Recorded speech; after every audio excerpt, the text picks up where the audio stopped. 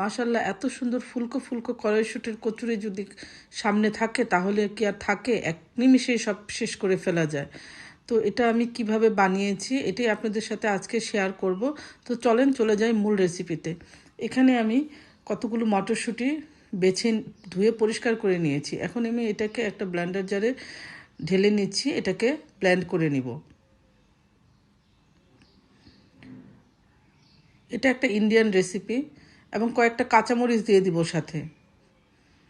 তো এটাকে আমি ব্লেন্ড করে ফেললাম। তো এখানে আমি চুলায় প্যান বসিয়ে দিয়ে একটু ঘি দিয়ে দিয়েছি। ঘিটাকে একটু মানে গলিয়ে নিব। আমার ঘিটা একটু ফ্রিজে ছিল তাই আমি এটাকে গলিয়ে নিয়েছি। এখন আমি একটি পাত্রে দিয়ে দিব ময়দা। আমি আমার যে কয় পিস বানাবো সেই পরিমাণে ময়দা দিয়ে দিয়েছি। এখানে দিয়ে দিব সামান্য পরিমাণ সুজি, দিয়ে দিব সামান্য চিনি, সেটা আপনাদের পরিমাণ মতো, যে যেরকম মানে হালকা মিষ্টি খেতে পছন্দ করেন সেইভাবেই দিবেন। এটি একটু মিষ্টি মিষ্টি হলে ভালো লাগে। দিয়ে দিব গলিয়ে রাখা ঘিটা। এখন এটাকে আমি হাত দিয়ে ভালো করে মেখে ঘিয়ের সাথে ময়ান করব। সুন্দর করে ভালো করে মিক্সড করতে হবে যেন ময়দার সাথে সম্পূর্ণ মানে শুকনো উপকরণগুলো মিশে যায়। এই যে দেখেন কিভাবে করতে হবে, যখন এটা মোটে হয়ে আসবে তখন বুঝবো যে এটা হয়ে গেছে। তো এখন অল্প অল্প করে পানি ঢালবো আর ডোটাকে তৈরি করব। এটা একটা পরোটা বা রুটির ডোয়ের মতো বানানো হবে। তো আমার ডো হয়ে গেছে। এখন আমি এটার উপরে একটু তেল ব্রাশ করে দিব আর আধা ঘন্টার জন্য রেস্টে রেখে দিব। এদিকে আমি আবার একটা প্যান বসিয়ে দিয়ে একটু সামান্য তেল দিয়ে দিচ্ছি একটু কালিজিরা। কালিজিরাটাকে একটু নাড়াচাড়া করব, হালকা একটু ভাজা ভাজা। এখন দিয়ে দিব আদা রসুনের পেস্ট, সামান্য পরিমাণ দিব, খুব বেশি না। এখন দিয়ে দিব কাঁচামরিচ, ব্লেন্ড করে রাখা কাঁচামরিচ। এটাকে একটু ভালো করে নেড়ে চেড়ে নিব।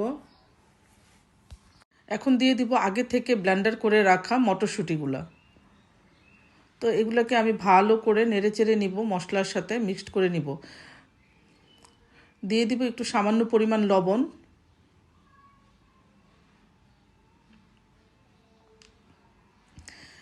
একটু বিট লবণ দিয়ে দিব, আর দিব একটু সামান্য পরিমাণ চাট মশলা।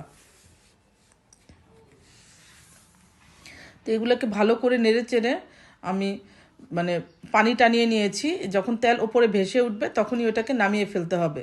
তো এখানে আমি ডোটাকে লেচি কেটে নিচ্ছি। এখানে আমি যেই কয় পিস বানাবো ওই কয় পিস লেচি কেটে নিয়েছি। তো এই তো দেখেন আমার লেচি কাটা হয়ে গেছে। এখন আমি এটাকে আবার ভালো করে মিশিয়ে নিব। এবং দেখেন আমি কিভাবে বানাচ্ছি। এটাকে একটা কুলি পিঠার ইয়ের মতো করে আমার ভিতরে ডোটা ঢুকিয়ে নিব, মটরশুঁটির ডোটা ঢুকিয়ে। এখন এটাকে এইভাবে আমি সবগুলা ডো তৈরি করে নিব।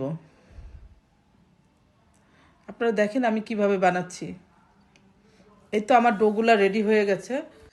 এখন আমি একে একে ভালো করে আপনার ইয়েতে তেল মেখে নিতে হবে, পিঁড়িতে তেল মেখে নিতে হবে যাতে এই রুটিগুলো লেগে না যায়। তো এটাকে আমি পুরির মতো করে একটু বেলে নিচ্ছি।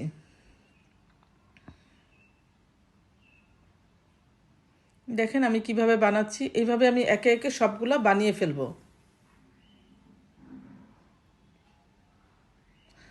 তো খুবই ইজি একটা জিনিস, বানাতে খুবই সহজ এবং অল্প সময় লাগে, খুব বেশি একটা সময় লাগে না। তো এইভাবে আমার একে একে দেখেন কিভাবে আমি বানিয়েছি। এটার মানে পুরটা কতটুকু থাকবে সেটাই দেখাইলাম। এখন আমি প্যানে তেল দিয়ে তেল গরম করে নিয়েছি এবং দিয়ে দিলাম বানিয়ে রাখা মটরশুঁটির কচুরি। তো এখানে আমি আস্তে আস্তে তেল উপরে একটু করে দিতে হবে, ছিটিয়ে ছিটিয়ে দিতে হবে যাতে কচুরিটা ফুলে ওঠে। এই তো দেখেন মাশাল্লাহ কি সুন্দর ফুলেছে এবং দেখতে এত লোভনীয় লাগছিল, তখন মনে হচ্ছিল উঠেই গরম গরম খেয়ে ফেলবো, এবং তাই করেছিও আমি। উঠেই সাথে সাথে একটা গরম গরম খেয়ে ফেলেছি, এত মজার হয়েছিল। এই তো দেখেন আমার সবগুলো কচুরি ভাজা হয়ে গেছে। মাশাআল্লাহ কত সুন্দর লাগছে দেখতে।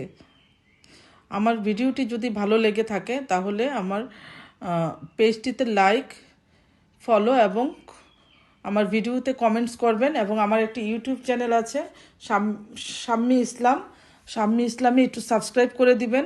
আমার জন্য দোয়া করবেন, ভালো থাকবেন এবং আমার সাথেই থাকবেন সবসময়। আল্লাহ হাফেজ।